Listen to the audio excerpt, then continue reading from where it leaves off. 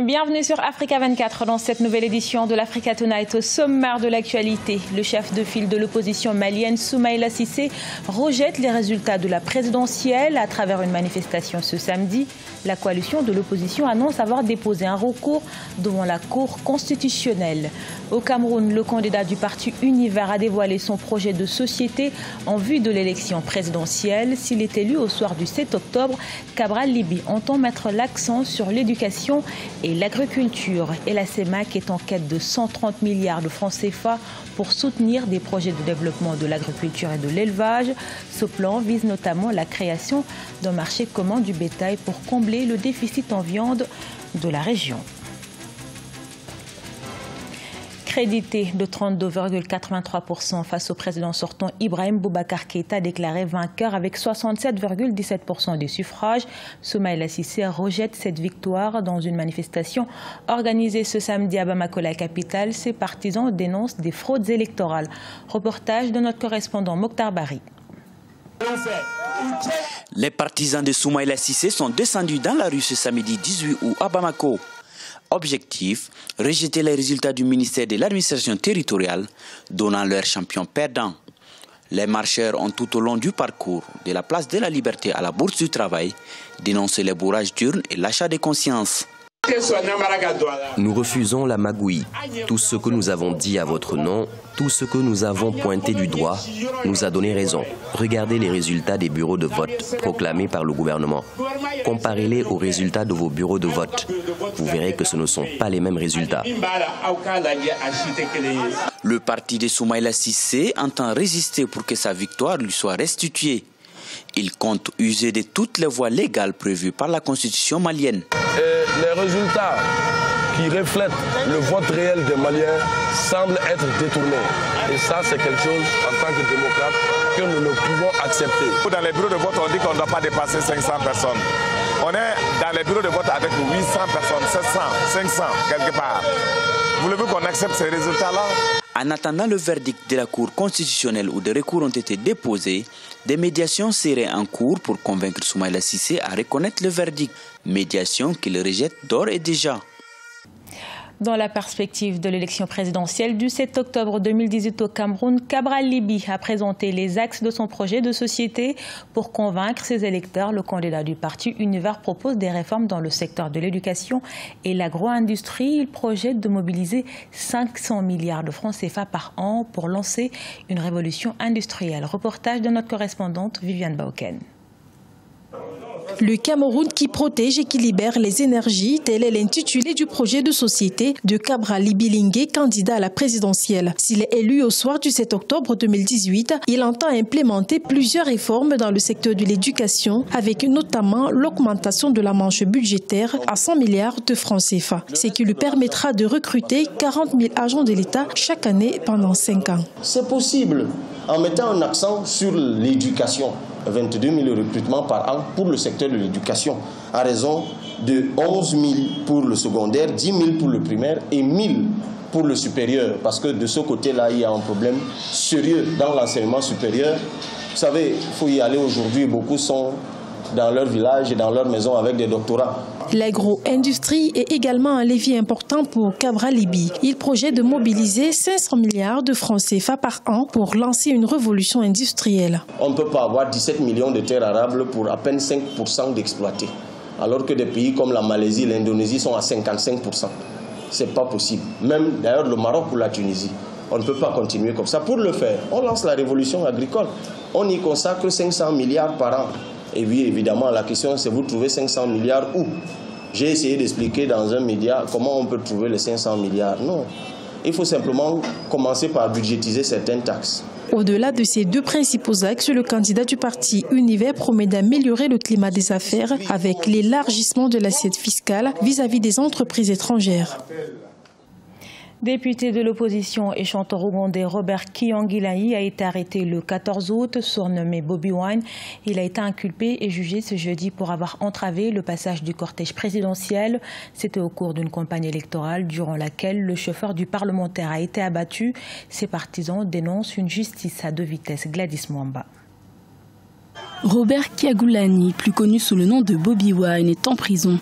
Le député et chanteur ougandais a été placé en détention à Kampala après une comparution le 16 août devant le tribunal militaire de Gulu. Il est accusé de trahison, possession illégale d'armes à feu et dégâts matériels sur le cortège du président Yoweri Museveni. Une arrestation arbitraire d'après les soutiens du chanteur. Bobi Wine représente une menace à laquelle Museveni est confronté et la menace est réelle. La menace n'est pas celle de Bobi Wine en tant qu'individu. La menace est le fait que la majorité en Ouganda n'est pas favorable à Museveni. Museveni, quel qu'il soit, il doit utiliser la violence s'il doit rester au pouvoir et nous savons qu'il veut rester au pouvoir. Âgé de 35 ans, Robert Kyagulanyi est une grande figure de l'opposition ougandaise. Ce député a gagné en popularité depuis son entrée surprise en politique, avec une victoire écrasante en tant que candidat indépendant à une élection partielle parlementaire en 2017, portée notamment par la jeunesse ougandaise. Il est très regrettable que 75% des électeurs en Ouganda soient aujourd'hui des jeunes. Nous sommes la majorité, mais que maintenant le régime du président Museveni nous charge de faire quelque chose. Ce qui est illégal, entre guillemets, mais constitutionnel. Si nous voyons que quelqu'un dirige mal notre pays, la Constitution nous permet de lutter contre cette personne qui le fait. Engagé contre la réforme de la Constitution prévoyant la suppression de l'âge limite de 75 ans à l'élection présidentielle, l'artiste Bobi Wine est l'un des principaux adversaires du président Yoweri Museveni, âgé de 74 ans, pour les élections de 2021. 40 ans plus tard, les vols directs entre Mogadiscio et Addis Abeba vont reprendre. Les liaisons directes entre les deux capitales seront effectives à compter du 22 août. Cette nouvelle étape dans la détente de la Corne de l'Afrique devrait soulager les passagers. C'est également un symbole fort dans cette région où les bouleversements géopolitiques se succèdent. Des connexions internes seront également disponibles vers les villes éthiopiennes, mais aussi les localités somaliennes et même Hargeisa, capitale du territoire semi-autonome du Somaliland. À noter que c'est depuis 1977 que les liaisons entre l'Éthiopie et son voisin somalien avaient été suspendues à la suite d'un conflit frontalier qui aura duré 2 ans. En dépit de leur potentialité en production animale, les pays de la zone CEMAC peinent à satisfaire leurs besoins en viande. En cause, le manque de transformation industrielle et de répartition de la production animale. Pour résoudre ce problème, la Commission économique du bétail, de la viande et des ressources halieutiques de la zone souhaite mettre en place un marché unique du bétail. Objectif, favoriser l'émergence de chaînes de valeur et assurer la sécurité alimentaire de la sous-région. Reportage de notre correspondant au Tchad, Mahamat Ramadan, commenté par Corinne Kamsefem. En Afrique centrale, le volume des productions animales est d'environ 273 000 tonnes de viande, alors que les besoins de la sous-région sont estimés à près de 995 000 tonnes. Pour combler cet écart, la Commission économique du bétail, de la viande et des ressources halieutiques de la CEMAC a dévoilé un plan stratégique pour la création d'un marché unique de production et de transformation des produits du bétail. La matérialisation de ces projets vont être exécutés, ils vont être vus au Tchad, et le reste des pays de la zone CEMAC. Notre fer de lance, c'est cette plan stratégique. Pourquoi c'est ça? Pourquoi? Parce que notre plan correspond à la matérialisation des missions que les chefs d'État, les 6 chefs d'État de la sous-région avaient assignées à la CEMAC. Pour mettre en œuvre ce plan stratégique ambitieux, la Commission économique du bétail, de la viande et des ressources halieutiques de la CEMAC a besoin de mobiliser environ 130 milliards de francs CFA. La signature de ces protocoles d'accord devrait permettre à MRC de mobiliser auprès des donateurs les fonds nécessaires au financement du plan stratégique 2015-2025 de la CBVIRA à travers l'organisation à Bruxelles, Belgique, d'une table ronde des donateurs prévue en décembre 2018. D'après la Commission, les échanges des produits animaux des pays comme le Cameroun, la Centrafrique et le Tchad, qui devaient alimenter les pays côtiers de la sous-région, sont très faibles.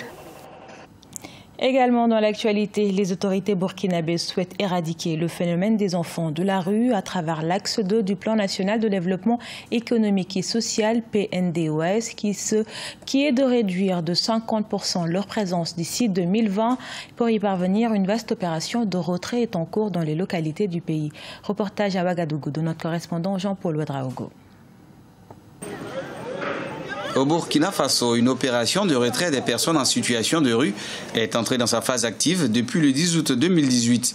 La mesure prise au mois de mai par le gouvernement vise les enfants, les femmes et hommes, les personnes handicapées physiques et visuelles vivant de mendicité.